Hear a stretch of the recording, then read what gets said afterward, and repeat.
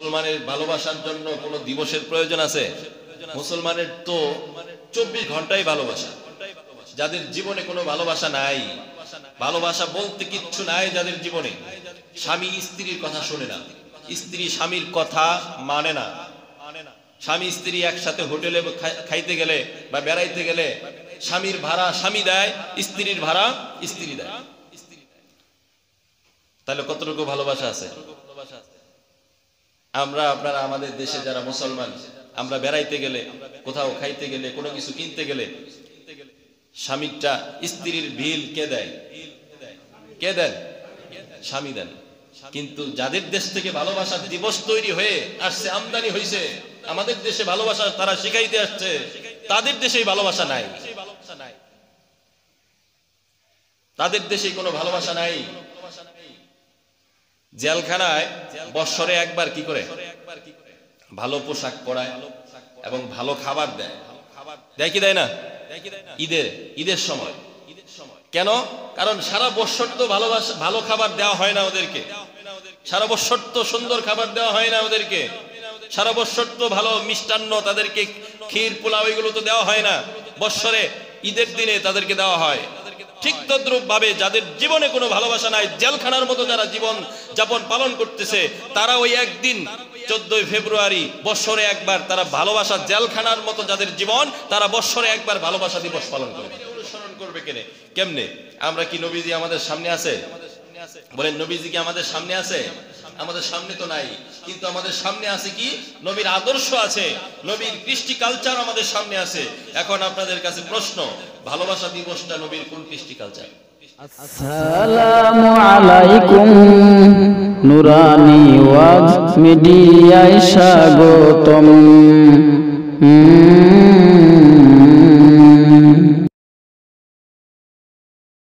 সমস্ত প্রশংসা আল্লাহ তাআলার, যিনি আপনাকে আমাকে সুস্থ রেখে ভালোবেসে মোহাব্বত করে আল্লাহ পাকের হুকুম আদায় করার উদ্দেশ্যে মসজিদে আসার তৌফিক দান করেছেন। এজন্য দিল থেকে খুশি হয়ে কালিমাতুশ শুকর সকলে বলি আলহামদুলিল্লাহ। মুহতারাম হাজিরিন, কুরআন কারীমের সূরা আল বাকারার 165 নম্বর আয়াত তেলাওয়াত করেছি। প্রাসঙ্গিকভাবে আরো একটি আয়াত তেলাওয়াত করেছি। নবীজি সাল্লাল্লাহু আলাইহি সাল্লামের অগণিত সংখ্য হাদিস থেকে একটি হাদিস তেলাওয়াত করেছি, যে হাদিসটি আবু দাউদ শরীফের 4681 নম্বর হাদিস। কুরআন হাদিসের আলোকে যতটুকু সম্ভব আলোচনা করার চেষ্টা করব, যদি আল্লাহ পাক তৌফিক দান করেন। সকলে বলি আমিন। মুহতারাম হাজিরিন, আলোচনার সারাংশে, আলোচনার শুরুতেই একটা মুলাখাস, সারাংশ একটি জিনিস আমাদের ভূমিকা হিসেবে জানা দরকার। সেই বিষয়টি হচ্ছে, মানুষ কোন জিনিস তৈরি করে, আবিষ্কার করে বা বানায়, সেটা হয় প্রয়োজনে, না হয় ভালোবাসায়। ভালোবাসার খাতিরে, অন্যথায় তার প্রয়োজনের তাকিদে কোন একটা জিনিস সে বানায়। মানুষকে আল্লাহ তাআলা তৈরি করেছেন, মানুষকে আল্লাহ তাআলা সৃষ্টি করেছেন ভালোবাসা দিয়ে, আদর দিয়ে, প্রেম দিয়ে, মহব্বত দিয়ে, যার অনেক প্রমাণ কোরআন হাদিসে অনেক জায়গায় রয়েছে। তারও আগে আল্লাহ তাআলা সৃষ্টি করেছেন ভালোবাসাকে। ভালোবাসা যে জিনিসটা, সবকিছুই কিন্তু মাখলুক, আল্লাহ ছাড়া সব কিছুই মাখলুক। ভালোবাসাটাও কার তৈরি? আল্লাহর তৈরি। এই ভালোবাসা আল্লাহ তাআলা তৈরি করেছেন, এটার স্থান দিয়েছেন আল্লাহ জান্নাতে। সুবহানাল্লাহ বলি, আর জোরে বলি সুবহানাল্লাহ। ভালোবাসার স্থান দিয়েছেন আল্লাহ কোথায়? জান্নাতে। জান্নাত থেকে ভালোবাসা এসেছে। এই ভালোবাসাটাকে, যতটুকু ভালোবাসা আল্লাহ তাআলা তৈরি করেছেন, এই ভালোবাসাটাকে 100 ভাগে ভাগ করেছেন। কত ভাগে? 100 ভাগে। 99 ভাগ আল্লাহ তাআলা নিজের কাছে রেখেছেন। 1 ভাগ আল্লাহ তাআলা সারা পৃথিবীর সমস্ত মাখলুকাতের মধ্যে, যত মাখলুক আছে, গাছপালা, তরুলতা, মাছ, গরু, ছাগল, মানুষ, যত মাখলুক আছে সকল মাখলুকের ভিতরে 100 ভাগের 1 ভাগ যে ভালোবাসাটা, এটা আল্লাহ তাআলা সকলের মধ্যে বিতরণ করে দিয়েছেন। সুবহানাল্লাহ। আর 99 ভাগ কার কাছে? জোরে বলি কার কাছে? আল্লাহর কাছে। 1 ভাগ কার কাছে? সমস্ত মাখলুকের কাছে। 1 ভাগ কার কাছে? সমস্ত মাখলুকাতের কাছে। এই 1 ভাগ ভালোবাসা সমস্ত মাখলুকাতের মধ্যে থাকার কারণে দেখা যায় বিড়ালে একটা বাচ্চা তুললে, খেয়াল করছেন কখনো বিড়ালে বাচ্চা ফোটায়? বিড়াল ছানা কি কষ্ট করে সে তাকে দুধ খাওয়ায়। এক জায়গায় যদি বিড়ালের বাসা ভেঙে যায়, এই বাচ্চাটাকে এখান থেকে, তার তো হাত নাই, হাত আছে? হাত নাই, হাত দিয়া ধরার কোনো সুযোগ নেই। এই বাচ্চাটারে কামড় দিয়া ধইরা মুখ দিয়া নিয়া এক জায়গা থেকে আরেক জায়গায় নিয়ে যায়। কিসের খাতিরে এটা? বলেন কিসের খাতিরে? ভালোবাসা। ভালোবাসা কোথায় থাকে? কোথায়? কলবে। কোথায়? অন্তরে। ভালোবাসা থাকে কোথায়? অন্তরে।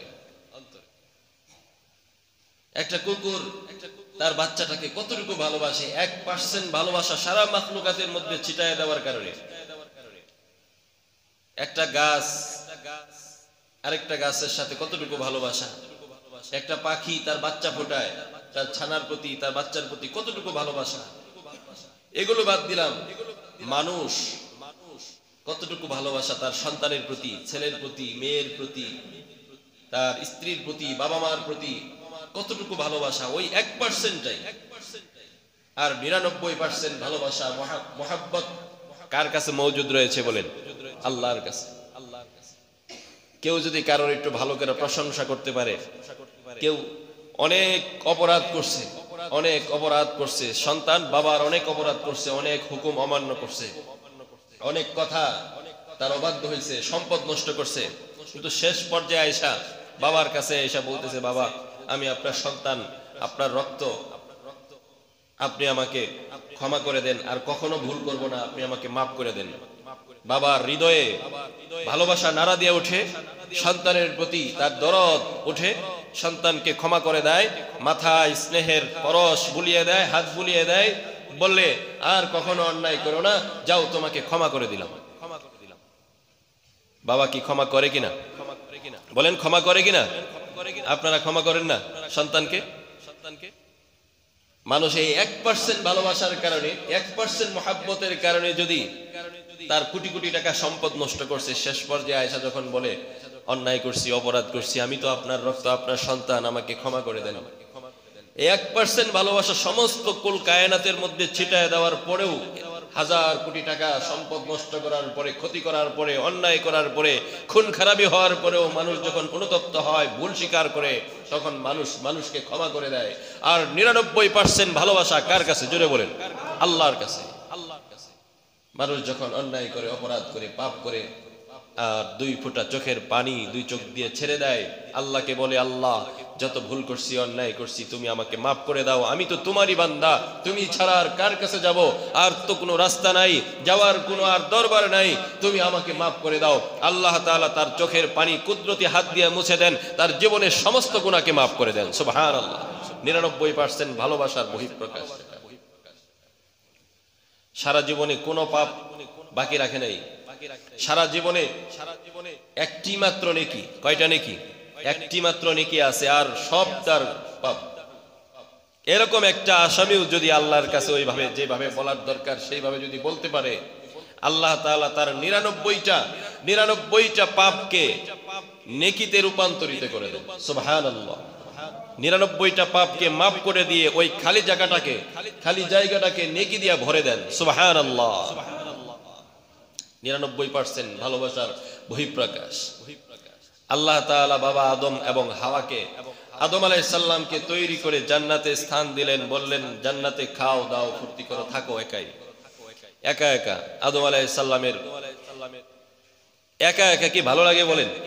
একটা জায়গার ভিতরে যতই বড় প্রশস্ত জায়গা হোক, যতই আনন্দদায়ক জিনিস বস্তু থাকুক, একা একা কি ভালো লাগে? আপনাদের ভালো লাগে? হ্যাঁ, আদম আলাইহিস সালামেরও কি লাগে নাই? ভালো লাগে নাই।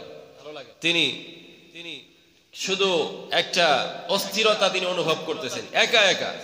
যতই কিছু থাকুক না কেন, আসবাবপত্র যতই থাকুক না কেন, জান্নাতের ভিতরে আদম আলাইহিস সালাম অস্থিরতা অনুভব করতেছেন। এক পর্যায়ে তিনি ঘুমায় পড়লেন, শুয়ে পড়লেন গভীর নিদ্রা।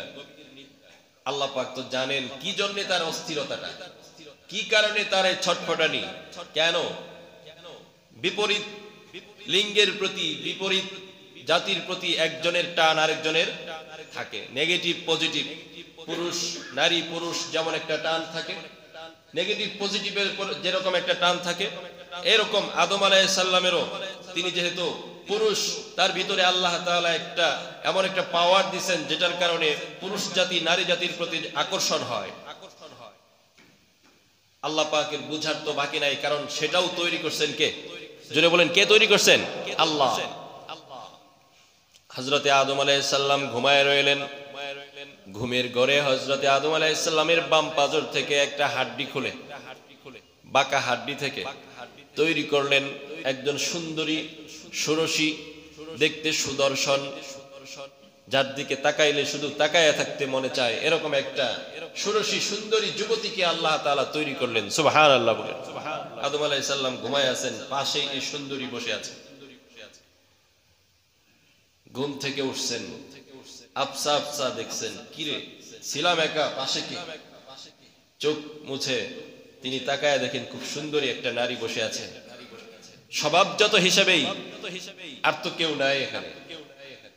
তিনি হাত দিয়া ধরতে গেছেন, আল্লাহ পাক কুদরতি আওয়াজ দিয়া বলেন, আদম হাতকে সংবরণ করো, নিজেকে সংবরণ করো। সিস্টেম আছে নাকি? সিস্টেম নাই? কোন কোন জায়গায় তো এরকমও আছে, কয় ছেলে আর মেয়ে যদি রাজি থাকে তাহলে আর কি নাই, কাজীর দরকার নাই, সাক্ষীরও দরকার নাই। নাউজুবিল্লাহ বলেন, আর জোরে বলেন নাউজুবিল্লাহ। যারা নাউজুবিল্লাহ বলেন নাই তাহলে কি সমর্থন করেন? এটা সমর্থন করেন? ছেলে আর মেয়ে রাজি, মিয়া বিবি রাজি, কিয়া করেগা কাজী। মিয়া বিবি দুইজনে প্রপোজ করছে আর কবুল করছে, ইজাব দিছে, কবুল হইছে দুইজনেই, কোনো সাক্ষী নাই। ইজাব কবুল আছে, সাক্ষী নাই, তাহলে কি বিয়া হবে? বলেন বিয়া হবে? সাক্ষী লাগে না বিয়াতে? হ্যাঁ, সাক্ষী তো শর্ত। শর্ত এমন একটা জিনিস যেটা হয় আপনার বাহিরের। ইজাব এবং কবুল হচ্ছে বিবাহের রুকন। রুকন যেমন নামাজের আহকাম আরকান কয় ফরজ? বলেন কয় ফরজ? আর জোরে বলেন কয় ফরজ? 13 ফরজ। আহকাম আরকান 13 ফরজ। আহকাম মানে কি আর আরকান মানে কি? আরকান মানে হচ্ছে রুকন, যেগুলো ভিতরে থাকে। যেমন কে? এক নম্বরে কি বলেন? অনেকেরই জানা নাই, অথচ নামাজ পড়তেছি দৈনিক 5 ওয়াক্ত। ভিতরের 6 ফরজ জানা নাই, আহকাম আরকান 13 ফরজ। ভিতরের 6 ফরজ অনেকের জানা নাই। দাঁড়ায়া নামাজ পড়া, নিয়ত করা। এক নম্বরে কি করা? নিয়ত করা। তাকবীরে তাহরিমা বলা, খাড়া হইয়া নামাজ পড়া, কেরাত পড়া, রুকু করা, সেজদা কয়টা করা? 2টা করা। এরপরে শেষ বৈঠক করা। এই 6টা হলো ভিতরে। এই খুঁটিগুলা কি ভিতরে না বাইরে? যে খুঁটিগুলা দেখতেছেন এগুলো ভিতরে, এগুলো বাইরে দিলে চলবে? হ্যাঁ, এগুলো বাইরে দিলে কি বিল্ডিং থাকবে? থাকবে না। কিন্তু বাহিরেরও কিছু তো জিনিস আছে, ওয়াল আছে, পার্টিশন আছে, দেওয়াল আছে, ছাদ আছে, এগুলো বাহিরের জিনিস। কিন্তু ভিতরের জিনিস যদি না থাকে তাহলে কি মূল জিনিসটাই দাঁড়ায় না। ঠিক তদ্রূপ ভাবে বিবাহের মধ্যেও 2টা জিনিস আছে, একটা হলো শর্ত, আরেকটা হচ্ছে কি রুকন। এই যে ভুলে গেছেন সাক্ষীটা। হ্যাঁ, সাক্ষী আর হচ্ছে ইজাব কবুল। ইজাব কবুল আর হচ্ছে কি সাক্ষী। ইজাব আর কবুল, সাক্ষী। আর দেনমোহর সেটা হলো ভিন্ন আরেকটা বিষয়, সুন্নতি তরিকায় দেনমোহর ধার্য করা। লেখালেখি এবং বিভিন্ন অনুষ্ঠান করা, এগুলো হচ্ছে আপনার রংচুন করা। হ্যাঁ, দরজা জানালা যেরকম সিস্টেম আছে সৌন্দর্যের জন্য ডেকোরেশন, সেইগুলো। কিন্তু মূলত হচ্ছে আপনার ইজাব কবুল আর হচ্ছে সাক্ষী আর দেনমোহর। এই 3টা হচ্ছে কি মেন, মূল। কিন্তু দুঃখের বিষয় হচ্ছে, দুঃখজনক হলো বাস্তব চিত্র, বাস্তব সত্য এটাই সমাজে ফুটে উঠেছে। আমাদের অনেক বিজ্ঞজনেরাও এই ধরনের কথা বলে থাকে যে মিয়া বিবি রাজি, ছেলে আর মেয়ে রাজি, দ্বিতীয় এখানে আর কারোর কোনো কথা বলার কি নাই, প্রয়োজন নাই, উভয়টাই জিনা করতেছে। নাউজুবিল্লাহ বলেন, আর জোরে বলেন নাউজুবিল্লাহ। আল্লাহ পাক বললেন, আদম তোমার হাতকে থামাও, নিজেকে সংবরণ করো।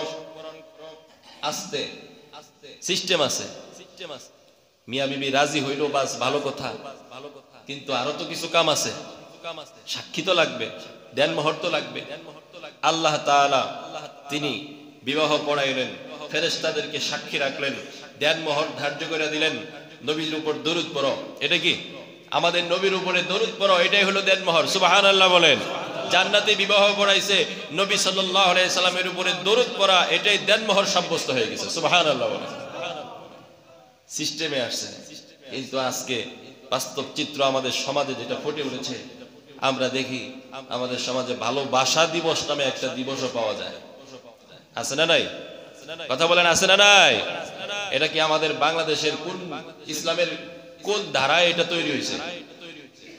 হ্যাঁ বলতে পারেন। ভালোবাসা তৈরি করছে কে? শুরুতে বলছি, ভালোবাসা তৈরি করছে কে? আল্লাহ। 1% কুল কায়নাতের মধ্যে, সমস্ত মাখলুকাতের মধ্যে, আর 99% কার কাছে? আল্লাহর কাছে।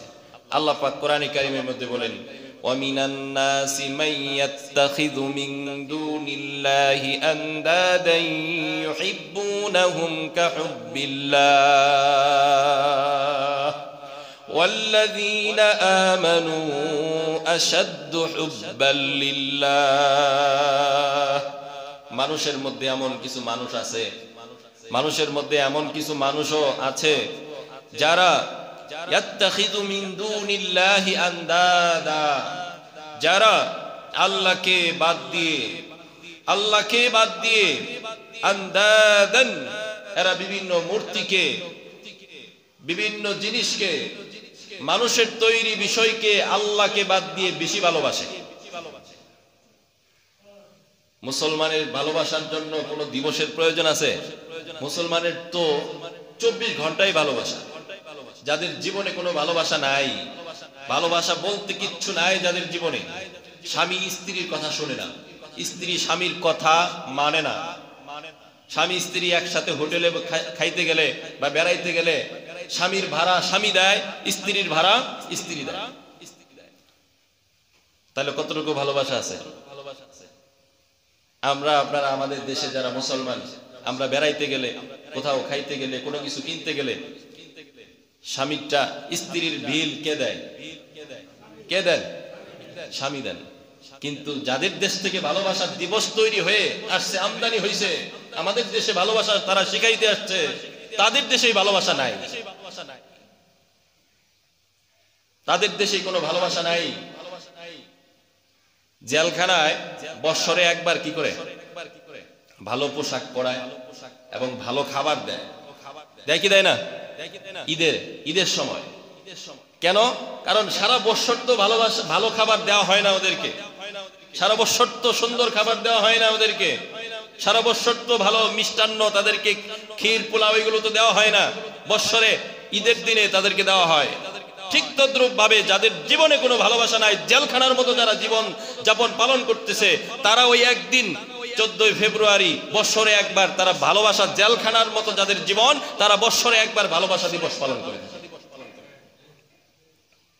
মুহতারাম হাজিরিন, আল্লাহ পাক বলেন, যারা মানুষের মধ্যে কিছু মানুষ আছে, এরা আল্লাহকে বাদ দিয়ে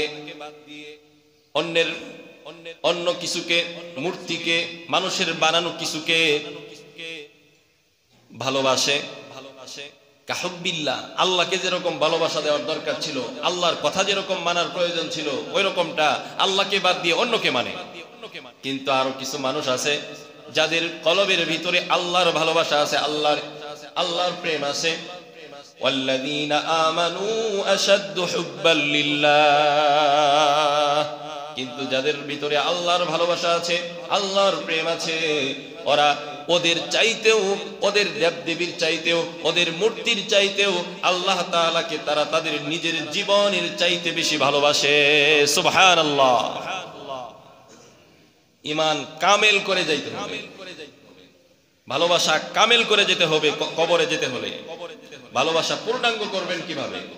একদিন সারা বছরে একদিন ভালোবাসলে কি ভালোবাসা কামেল হয়? একদিন ভালোবাসলে কি হয় না? পূর্ণাঙ্গ হয় না।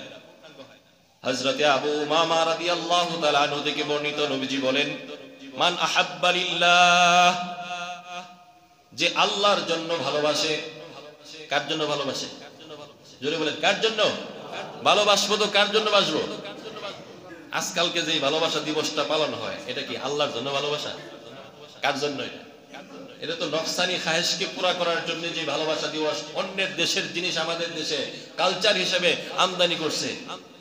সম্ভবত যদি ভুল না হয়ে থাকে 1993 সালে আমাদের দেশের একজন জার্নালিস্ট, নামটা মনে আসতেছে না, কোন এক পত্রিকার সাংবাদিক, সেটাকে আমদানি করছিল, একটা রিপোর্ট করছিল, একটা রিপোর্ট তৈরি করে সুন্দর করে রংচং দিয়া তৈরি করছিল। এই আস্তে আস্তে শুরু হইল, এখন পর্যন্ত 2021 সালে এখন তো আরো জাঁকজমকপূর্ণ ভাবে সেই অনুষ্ঠান পালিত হয় আমাদের দেশে। এগুলো পালন করে আমাদের মুসলমানের সন্তানেরা। কোন ব্যক্তি যদি কোনো ভালো কাজের ভিত্তি তৈরি করে, কোন ব্যক্তি যদি কোনো ভালো কাজের ভিত্তি তৈরি করে যায়, আর ওই কাজটা যদি চালু হইতে থাকে, চলতে থাকে, যতদিন পর্যন্ত ওই কাজটা চলতে থাকবে, জারি থাকবে, আল্লাহ তাআলা তার আমলনামায় নেকি লিখে দিবেন। সুবহানাল্লাহ। আর কোন ব্যক্তি যদি খারাপ কাজের ভিত্তি তৈরি করে যায়, খারাপ কাজের ভিত্তি যদি প্রস্তুত করে যায়, রেখে যায় দুনিয়াতে, যেমন ওই ভালোবাসা দিবসটা সে আমাদের বাংলাদেশে আমদানি করে গেছে। এক পত্রিকার সাংবাদিক, আল্লাহ যদি তাকে চায় ক্ষমা করুক, আল্লাহ তাকে ক্ষমা করুক, আমরা দোয়া করি তার কোনো আমল যদি আল্লাহর কাছে ভালো হয়ে থাকে ক্ষমা করুক। কিন্তু সে যেই কাজটা করে গেছে, এটার এক একটা গুনাহে জারিয়া, সদকায়ে যেমন জারিয়া হয়, গুনাহেরও কি হয়? জারিয়া হয়। গুনাহে জারিয়া একটা একটা করে সে কবরে শুয়ে থেকে পাইবে। মুহতারাম হাজিরিন, হযরতে আবু উমামা রাদিয়াল্লাহু তাআলা আনহু বলেন, নবীজি সাল্লাল্লাহু আলাইহি সাল্লাম বলেছেন, মান আহাব্বা লিল্লাহ, ভালোবাসবো তো আল্লাহর জন্য ভালোবাসবো। ওয়া আবগাদা লিল্লাহ, কারোর সাথে দুশমনি করব তো আল্লাহর জন্যই দুশমনি করব। ওয়া আ'তা লিল্লাহ, কাউকে কোনো কিছু দেব তো আল্লাহর জন্যই দেব, অর্থাৎ আল্লাহকে খুশি করার জন্যই দিব। ওয়া মানা'a লিল্লাহ, এবং কাউকে কিছু দেওয়া বন্ধ করব তো আল্লাহকে খুশি করার জন্যই কাউকে কিছু দেওয়া বন্ধ করব। কারোর সাথে কথা বলা বন্ধ করব তো আল্লাহকে খুশি করার জন্যই কথা বলা বন্ধ করব। এখন বলেন, হুজুর কথা বন্ধ করা তো গুনাহের কাজ, কিন্তু কিছু কারণ আছে, কিছু সিস্টেম আছে, কিছু জায়গা আছে, স্থান কাল পাত্র আছে। ওয়া মানা'a লিল্লাহ, যে আল্লাহর জন্যই কাউকে কিছু দেওয়া বন্ধ করলো। চারটা কাজ। এক হচ্ছে আল্লাহর জন্য ভালোবাসা, আল্লাহর জন্য দুশমনি করা, আল্লাহর জন্য কিছু দেওয়া, আল্লাহর জন্য কিছু দেওয়াকে বন্ধ রাখা, কাউকে কিছু দিতে দেওয়া বন্ধ করা। এই চারটা কাজ যে করবে, ফাকাদ ইস্তাকমালাল ঈমান, ওই ব্যক্তি তার ঈমানটাকে পূর্ণাঙ্গ পর্যন্ত পৌঁছাইলো। জোরে বলি সুবহানাল্লাহ। হযরতে মুআজ রাদিয়াল্লাহু তাআলা আনহু নবীজি সাল্লাল্লাহু আলাইহি সাল্লামের খুব কাছের সাহাবী ছিলেন, খুব ভালোবাসার সাহাবী ছিলেন মুআজ ইবনে জাবাল রাদিয়াল্লাহু তাআলা আনহু, যাকে ইয়ামানের গভর্নর করে নবীজি সাল্লাল্লাহু আলাইহি সাল্লাম পাঠিয়েছিলেন। মুআজ রাদিয়াল্লাহু তাআলা আনহু তিনি নবীজিকে জিজ্ঞাসা করলেন, ইয়া রাসূলুল্লাহ, সবচাইতে ঈমানের মধ্যে আফজল কি? ঈমানের মধ্যে আফজল শ্রেষ্ঠ কি? মুআজ ইবনে জাবাল জিজ্ঞাসা করলেন। নবীজি বললেন, ক্বালা আন তুহিব্বু লিল্লাহ, তুমি আল্লাহর জন্য কাউকে ভালোবাসবে, ওয়া তাবগাদু লিল্লাহ, এবং তুমি যদি কারোর সাথে দুশমনি করো, কারোর সাথে শত্রুতামি করো, কারোর সাথে যদি তুমি খারাপ আচরণ করো, কারোর সাথে যদি তুমি রাগ দেখাও, ওই রাগটাও দেখাবে আল্লাহর জন্য। ওয়া তা'মাল লিসানাকা ফি যিকরিল্লাহ, এবং তোমার জবানকে আল্লাহর জিকিরের মধ্যে রাখবে। মুআজ ইবনে জাবাল বললেন, ক্বালা ওয়া মাযা ইয়া রাসূলুল্লাহ, আমার জবানকে আল্লাহর জিকিরের মধ্যে রাখবো, এটা তো বুঝতে পারলাম না। নবীজি বললেন, ক্বালা ফিন নাস মা তুহিব্বু লিনাফসিকা, তুমি নিজের জন্য যা ভালোবাসবে অন্যের জন্য তা ভালোবাসবে ওয়া তাকরাহু লাহুম মা তাকরাহু লিনাফসিকা এবং নিজের জন্য যা অপছন্দ করবে অন্যের জন্যও তা অপছন্দ করবে এই তিনটি কাজ যে করবে সে আফদালুল ঈমান ঈমানের মধ্যে শ্রেষ্ঠ কাজটি সে করলো সুবহানাল্লাহ বলে আমলের মধ্যে শ্রেষ্ঠ কাজ কি আমলের মধ্যে শ্রেষ্ঠ কাজ হচ্ছে আফদালুল আমালি আল হুব্বু লিল্লাহ আল্লাহর জন্য ভালোবাসা ওয়াল বুগযু ফিল্লাহ আল্লাহর জন্য দুশমনি করা মুহতারাম হাজিরিন ঈমানের স্বাদ পাওয়ার জন্য কয়েকটি কাজ আছে ঈমান যা আসলো ভিতরে এটা বুঝবেন কিভাবে ঈমানের স্বাদ আপনি কিভাবে পাবেন মজা কিভাবে পাবেন নবীজি বলেন সালাসুন মান কুন্না ফি ওয়াজাদা হালাওয়াতুল ঈমান তিনটি জিনিস যার ভিতরে থাকবে সে ব্যক্তি ঈমানের মিষ্টতা ঈমানের স্বাদ ওই ব্যক্তি ভোগ করতে পারবে এক নাম্বার হচ্ছে আইয়াকুন আল্লাহ ওয়া রাসূলুহু আহাব্বা ইলাইহি মিম্মা সিওয়াহুমা এক নাম্বার হচ্ছে আল্লাহ এবং তার রাসূল আল্লাহ এবং তার রাসূল তার কাছে সবচেয়ে প্রিয় হইতে হবে ভালোবাসার হইতে হবে ওয়া আইয়ুহিব্বাল মারউ লা ইউহিব্বু ইল্লা লিল্লাহ আল্লাহকে কাউকে যদি কেউ ভালোবাসে তাহলে আল্লাহর জন্যই ভালোবাসতে হবে ওয়া আইয়াকরাহু আইয়াউদা ফিল কাফি বাদা আন কাযাহু আল্লাহু মিনহু কামা ইয়াকরাহু আইয়াকযিফা ফিন নার মুত্তাফাকুন আলাইহি বুখারী এবং মুসলিম শরীফ দুই কিতাবে এই হাদিসটি আছে যে ঈমান আনার পরে তাকে যদি কাফিরের দিকে কুফরি মতবাদের দিকে তাকে যদি ফিরে নেওয়ার দাওয়াত দেওয়া হয় এটা তার কাছে এমন অপছন্দ হবে যেমন তাকে আগুনে ফালানোর পরে আগুনে ফেলে দেওয়ার পরে আগুন থেকে ওঠানোর পরে পুনরায় তাকে আগুনে ফালাইলে আগুন সে এরকম অপছন্দ করবে মুহতারাম হাজিরিন আমরা সবাই ভালোবাসা চাই কার আল্লাহর ভালোবাসা চাই কার ভালোবাসা যদি বলি কার ভালোবাসা আল্লাহর ভালোবাসা আল্লাহর ভালোবাসা পাইতে হলে অবশ্যই নবীজিকে অনুসরণ করতে হবে আল্লাহ পাক কোরআনে কারীমের মধ্যে বলেন কুল ইন কুনতুম তুহিব্বুনাল্লাহা ফাত্তাবিউনি ইউহিব্বুকুমুল্লাহ নবী আপনি বলে দিন মানুষেরা যদি আমার ভালোবাসা চায় আমার ভালোবাসা যদি মানুষেরা চায় তাহলে ফাত্তাবিউনি ইউহিব্বুকুমুল্লাহ তাহলে ওরা যেন আপনি নবীকে যেন তারা অনুসরণ করে নবীরে অনুসরণ করবে কেমনে আমরা কি নবীজি আমাদের সামনে আছে বলেন নবীজি কি আমাদের সামনে আছে আমাদের সামনে তো নাই কিন্তু আমাদের সামনে আছে কি নবীর আদর্শ আছে নবীর কৃষ্টি কালচার আমাদের সামনে আছে এখন আপনাদের কাছে প্রশ্ন ভালোবাসা দিবসটা নবীর কোন কৃষ্টি কালচার জানা থাকলে বলেন আছে জোরে বলেন আছে আরো জোরে বলেন আছে নাই যদি এটা না থাকে তাহলে আমাদের সন্তানেরা আমাদের ভাইয়েরা আমাদের বোনেরা কেন এই দিবস পালন করবে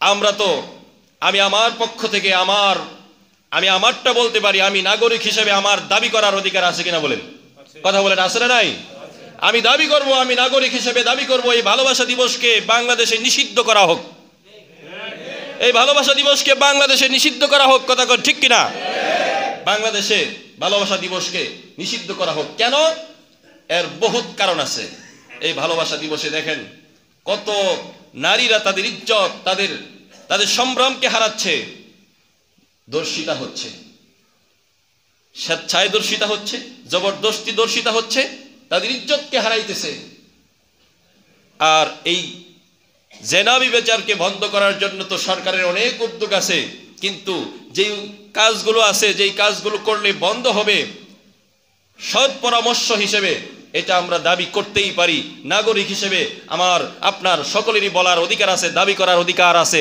মানা না মানা তাদের ব্যাপার মুহতারাম হাজিরিন ভালোবাসতে হলে আল্লাহ এবং তার রাসূলকে ভালোবাসতে হবে ভালোবাসা দিবসে যে ফুল দেয় গোলাপ ফুল দিলে নিজের বিবাহিত স্ত্রীরে দেন সওয়াব হবে হাত ধরবেন মুস্কি হাসি দিবেন ফুল দেওয়ার সাথে সাথে আল্লাহ তাআলা নেকি লিখতে থাকবেন সুবহানাল্লাহ বলেন নিজের বিবাহিত স্ত্রীরে 14 ফেব্রুয়ারি কেন যে কোনো দিন ফুল দিতে পারেন 15 ফেব্রুয়ারিও দিতে পারেন জাতীয় শোক দিবসেও দিতে পারেন। জাতীয় শোক দিবস আছে না, 14ই আগস্ট, 15ই আগস্ট, শোক, হ্যাঁ, এই দিবসেও দিতে পারেন, কোনো অসুবিধা নাই। এই দিবসেও যদি ফুল দিয়া আপনার বিবাহিত স্ত্রীরে বলেন আই লাভ ইউ, আরবিতে হইলো হিব্বুকা, বাংলাতে হইলো আমি তোমাকে ভালোবাসি, এটা যদি নিজের বিবাহিত স্ত্রীরে বলেন, ভালোবাসা আগে যা ছিল, আগে আপনারা যেভাবে রান্না করে খাওয়াইতো, আগে যেভাবে আপনারা ভালোবাসা দিত, মশারিটা যেভাবে টানাইতো, যেভাবে বিছানাটা পরিষ্কার করতো, যেভাবে আপনার কাপড় চোপড় ধুয়ে দিত, এটা যদি আজকে বলেন, দেখবেন পরের দিন থেকে আপনার সেই আদর আপ্যায়ন, আপনার যত্ন সেবা আরো বেশি বাইরে গেছে গা। সুবহানাল্লাহ বলেন। আল্লাহর ওয়াদা আছে, নবীর কথা আছে এখানে। কিন্তু এই জায়গায় না দিয়া, ফুল এই জায়গায় না দিয়া, ফুল দেয় আরেক জায়গায়, যেখানে দেওয়ার নবীর নিষেধ আছে, যেখানে দিতে নবী নিষেধ করছেন, হারাম। জোরে বলেন কি? হারাম। ভালোবাসা দিবসের নামে যা পালন হচ্ছে, যা আমাদের মুসলিম সমাজের ভিতরে ঢুকাই দেওয়া হচ্ছে কালচার হিসেবে, এটা সম্পূর্ণরূপে মুসলমানদের জন্য হারাম। সম্পূর্ণরূপে মুসলমানদের জন্য কি? জোরে বলেন, হারাম। ধারে কাছেও যাব না আমরা। আল্লাহ পাক আমাদের সকলকে এই সমস্ত নষ্টামি থেকে, এই সমস্ত বেইজ্জতি কাজ থেকে আল্লাহ আমাদের সকল মুসলিম জাতিকে, সারা জাহানের সকল মানুষকে হেফাজত করুন। সকলে বলুন আমিন। ওয়া আখিরু দাওয়ানা।